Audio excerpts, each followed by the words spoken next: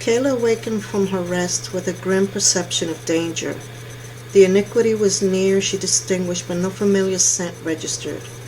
She recalled that long before becoming immortal, only the strongest auras attracted her attention, and on many occasions her grandmother perpetually harassed her to confide in her instincts as they would save her life one day. Now external energies came to her instantly regarding her ancestors' warnings. Goosebumps pricked her arms, the little hairs on the back of her nape sizzled, and her heart pounded against her chest. Her heightened intuition since transforming into a vampire scared her, but she pushed them to the side and scanned her immediate surroundings as she propped herself on her elbows. She should warn Cain before anything happened. With that thought in mind, Kayla turned back the covers and slid to the edge of the bed, catching a glimpse of Mr. Biggins pacing the sliding doors from one end to the other. He growled, glaring at the blue, purple, orange, and yellow sky. His hackles stood at attention, and his veil fluffed. Tipping her off, she sensed the same malice. "You sense the evil too, Biggs. I'm aware of the hatred, but can't pinpoint the direction," she mumbled. Her response was a growl. Yes, if her cat perceived the same weirdest sensation, something lurked under the darkening atmosphere. No more procrastinating and circling the issue. She must locate Cain and notify him to the premonition. She asked him to have his men comb the area for anything out of the ordinary.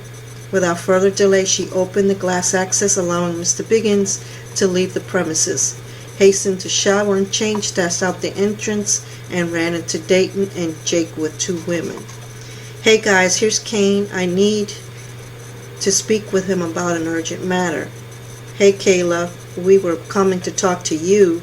Cain's out of the country this week, and these ladies are your escorts," Dayton explained. At first she said nothing. Her expression was blank. Then it turned to shock and anger. A protest bubbled inside of her. Dayton raised a hand, stopping her before she could utter a word. "I'm sorry, but those are his rules. You are forbidden to go anywhere without a companion. Considering the failed kidnapping attempt, Cain refuses to take any chances where you're concerned. He'd serve everyone's head, including yours, on a platter should anything happen. So please reserve your negative comments, and I advise you not to challenge his authority. He can be your best friend as well as your worst enemy."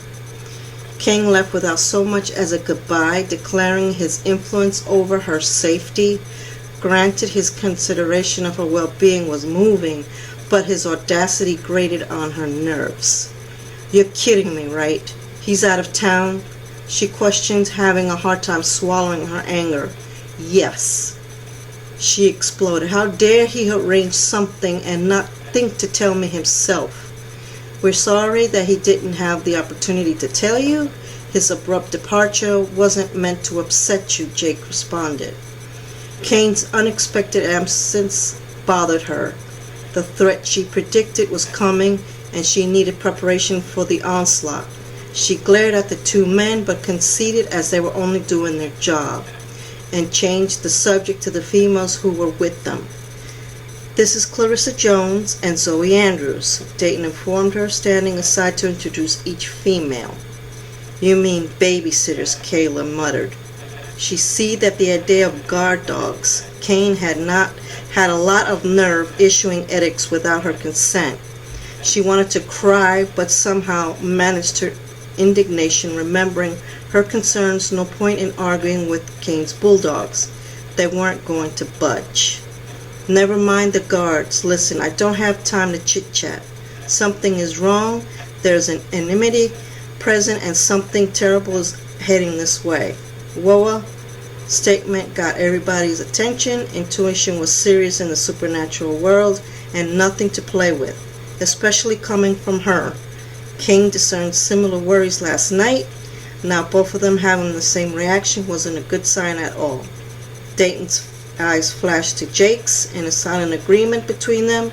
They needed to alert the others.